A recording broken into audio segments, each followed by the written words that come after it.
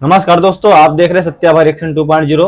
मेरा नाम हुआ सुबोध कुमार। आज फिर नए रिएक्शन वीडियो में आप लोगों का स्वागत है। तो दोस्तों, अभी तक हमारे चैनल को सब्सक्राइब नहीं किए हैं तो प्लीज सब्सक्राइब कर ले और बेल आइकन प्रेस कर ले ताकि हमारे वीडियो की नोटिफिकेशन आप लोगों के पास मिलता रहे। तो चलिए आज बगैर देर किए हुए फिर नए रिएक्शन के साथ स्टार्ट करते हैं।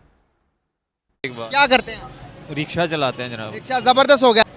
क्या समझते हैं हम उनका मुकाबला कर सकते हैं? वो खरब डॉलर बना रहे हैं, अरब डॉलर बना रहे हैं, पाकिस्तान का मुकाबला नहीं कर सकते। मुसलमान जो है ना, मुसलमान एक ताकतवर कौम है। अच्छा वो हिंदुस्तान से मुसलमान डर ही नहीं सकता। हिंदू कमज़ोर है, अच्छा। मुसलमान इंशाल्लाह ताकतवर है हमेशा और क़यामत तक। बताइए अब कितना बार लड़ेगा ये हम लोग से। हर बार जंग तो हार चुका है।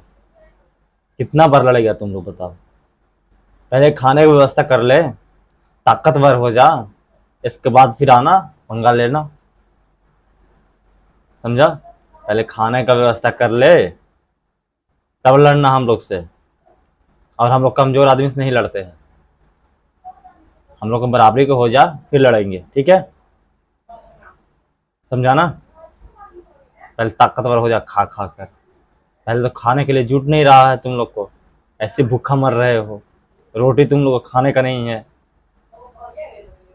तो हम लोग से लड़ेगा क्या तुम? और हम लोग हैं से बराबरी वाला से मुकाबला करते हैं, कमजोर से नहीं। तो पहले खा कर तंदुरुस्त हो जा, ताकतवर हो जा, फिर लड़ेंगे ना। समझा? किस चीज में मुसलमान अब ताकतवर रह चुका है? क्यों, कौन सी चीज ऐसी है? पाकिस्तान ईमान की ताकत है हमारे पास। ईमान की ताकत सबसे बड़ी है बस। ईमान की ताकत नजर नहीं आ रही का? ईमान कमज़ोर है हमारा, हम मानते हैं, लेकिन ईमान जो है ना, जब जज्बा आता है तो ईमान पावरफुल हो जाता भाई है। वो ताकतवर है ना इस टाइम, तो वो देखे कहाँ चलेगी? कोई ताकतवर नहीं है पाकिस्तान। इंशाल्लाह हर टाइम ताकतवर है। उनके पास 600 अरब रुपए का डॉलर है। जो भी बना ले वो पाकिस्तान पे पास ईमान की जो दौलत है ना, ये सबसे बड़ी दौलत है। ईमान की दौलत। अच्छा मेरी बात सुने आप, जहाँ पर जो मौजूदा सिनेरियोस मुल्क के पैदा हो चुके हैं, जहाँ पर हमारे पास खाने को रोटी नहीं है, आप देखेंगे जिस भी आवाम जिससे भी बात करें यहाँ पर वो कहता है हालात बहुत ख़राब है। इस हालात को कैसे ठीक कर सकते हैं? ये हालात हमारी अपनी वजह से ख़राब हुए हैं। हुक्मरान कुछ नहीं कर सकते। ये हमारा जब ईमान कमज़ोर हो जाएगा, हालात खुद ब खुद ख़राब हो जाएंगे। जब हम खुद ठीक होंगे तो हुक्मरान भी ठीक हो जाएंगे। सही। जब तक हम ठीक नहीं होंगे हुक्मरान ठीक नहीं होंगे। तो अभी तक 76 साल हो गए हैं, अभी तक ठीक नहीं हुए, आगे कब तक ठीक होंगे? ये तो बस अल्लाह पाक का निज़ाम है, अल्लाह पाक चला रहा है। इंशाअल्लाह पाकिस्तान को अल्लाह पाक हमेशा कायम रहेगा और हमारा ये ईमान है। यही बात हम करते हुए आ रहे हैं जब से 76 साल हो गए हैं। 71 में आके बांग्लादेश हमसे अलग हो गया। हम ये कहते थे कि पाकिस्तान अल्लाह ने बनाया है, अल्लाह ताला ने बना के दिया, तो हमारी भी तो कोई जिम्मेदारी है इसकी रखवाली करें। बिल्कुल इंशाअल्लाह। हमने छोड़ दिया ऐसे सिर्फ अल्लाह के भरोसे। अल्लाह ताला हमारी मदद करता है। अल्लाह ताला कहता है मैं उसकी मदद नहीं करता जो अपनी मदद खुद नहीं करता। बिल्कुल, ये तो अल्लाह पाक का कुरान में फरमान है। हाँ जी। तो आज हमसे ज़्यादा ताकतवर हिंदू हो गए। हिंदू ताकतवर नहीं है। हम नहीं मानते कि हिंदू हमसे ताकतवर है मुसलमान से। मुसलमान आईटी में ले लें, आईटी में ले लें, फॉरेन रिजर्व उनके देखें, आप किसी भी दुनिया किसी भी फील्ड में देखेंगे, दुनिया को वो लीड कर रहे हैं। आप सिर्फ दौलत पे ना जाए ना, आप दौलत पे ना जाएं। उनको कहें हमसे लड़ के दिखाएंगे, वो जीतते हैं हम जीतते हैं। अच्छा, आप हिंदुस्तान से लड़ेंगे? इंशाल्लाह हम लड़ेंगे। अगर वो आएंगे तो हम लड़ेंगे। टेक्नोलॉजिकल तौर पर पता वो कहाँ चले गए आजकल? तो एटम बम की तो जंग ही नहीं रही, तरवालों की तो जंग ही नहीं है मौलवी साहब। हमारे माइंडसेट अभी भी बहुत पुराने हैं। अभी बायोलॉजिकल वॉर है, बायोलॉजिकल वॉर है। आप बात सुने, आपके पास अगर आपकी इकोनॉमी स्ट्रांग है, आप जंग जीत गए। आपकी इकोनॉमी स्ट्रांग है। इकॉनमी से कुछ नहीं होता। हमारे पास ताकत जो है ना, हमेशा तलवार और हथियार से लड़ी जाती है। मेरे भाई तरवाल, बात सुने, अगला बंदा बम चलाएगा, आप तरवार लेके क्या करोगे? बम हमारे पास नहीं है। हमारे पास ही सबसे ज्यादा हथियार हैं। ये नहीं है कि हम पाकिस्तान के पास हथियार नहीं है, सब कुछ है पाकिस्तान के पास। अगला बंदा बम चला दे, आप हथियार चला, आप तरवार चलाओ। क्यों हमारे पाकिस्तान के पास बम नहीं है? फॉर एग्जाम्पल अगला बंदा बायोलॉजिकल वार करता है, अगला बंदा कहता है कि आओ भाई आईटी के जरिए हमारे मुल्क के पास जितना पैसा सब जीरो करवाता है हिंदुस्तान, तो क्या कर लोगे? पैसा ऐसे जीरो करवा लेगा वो। हिंदुस्तान की हुकूमत है पूरी दुनिया में। होने जा रही है। होने कैसे होने, ऐसे ही हो जाएगी हिंदुस्तान।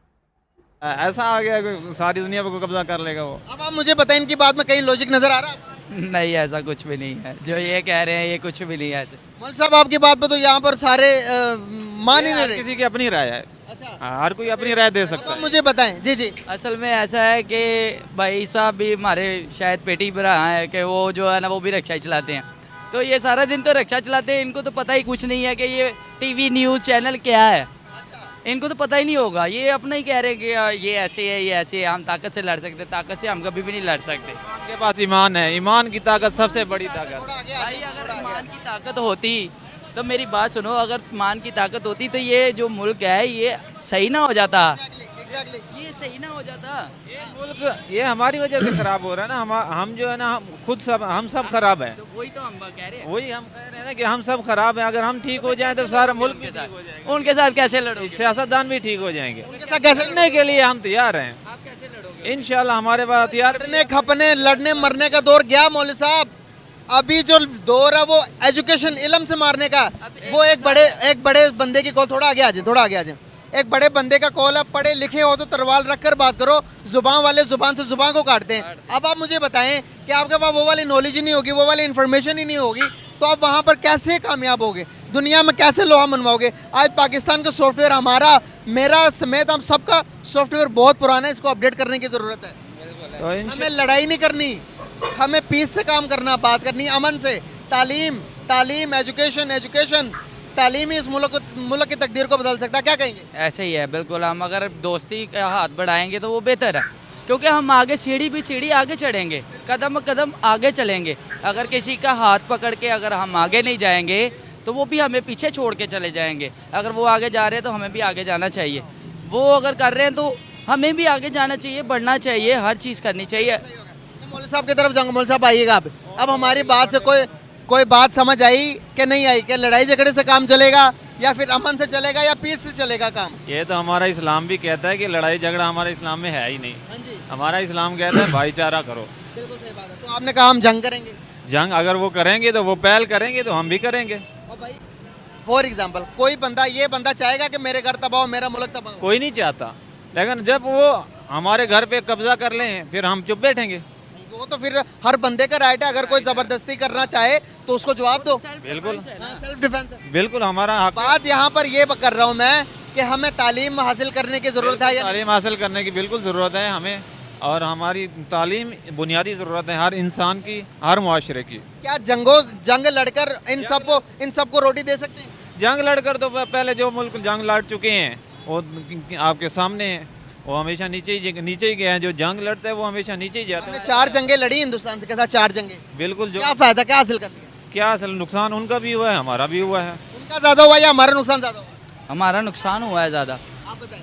उनकी जो है ना, उनके पास मतलब है, उनकी आबादी अब होगी 1 अरब 25 करोड़, 1 अरब 40 करोड़ से ज्यादा। 40 करोड़ से ज़्यादा होगी है मेरी। हाँ जी। अभी हमारी है तकरीबन 22 करोड़। हमारी 25 तकरीबन हो गई है।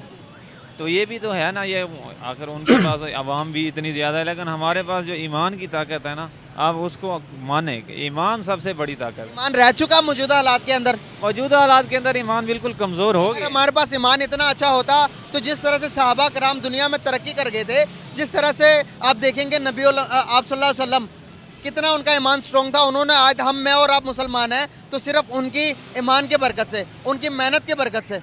आज हम देखें कि यहाँ पर कोई भी बंदा, किसी को भी चौथा कलमा या दूसरा कलमा नहीं आता होगा। यही तो हमारी कमज़ोरी है ना। आपको चौथा कलमा आता है? अल्हम्दुलिल्लाह आता है। हाँ जी, बिल्कुल। तो यहाँ पर मैं पूछूंगा किसी को भी 100 में से 5-6 बंदों को आएगा। भाई यही बात है ना कि हम अपने ऊपर नहीं तवज्जो कर रहे हैं। अपने ऊपर तवज्जो करेंगे तो आगे बढ़ेंगे। पहले खुद को ठीक करने की जरूरत है गाइस।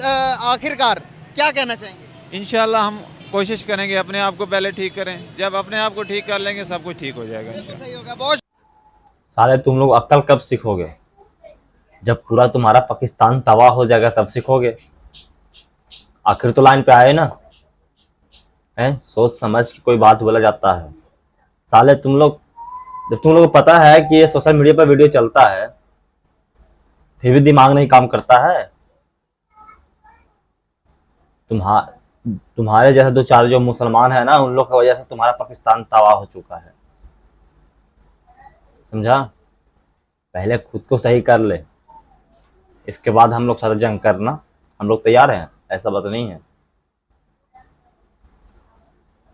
और क्या बोलता है कि हमारे पास बम है, तलवार हैं, तुम्हारे पास कुछ भी है, हम लोग को कोई फर्क नहीं पड़ता है।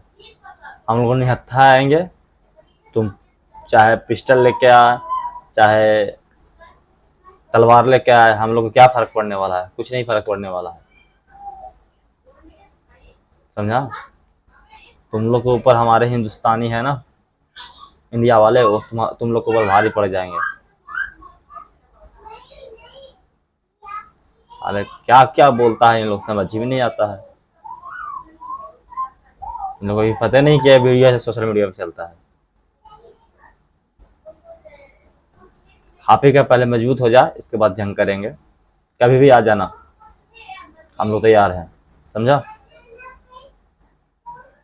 चलिए दोस्तों, नमस्कार प्रणाम। मैं यहाँ पे वीडियो एंड करता हूँ। कल फिर नए रिएक्शन के साथ नए वीडियो में मिलता हूँ। तब तक इजाजत दीजिए। जय हिंद।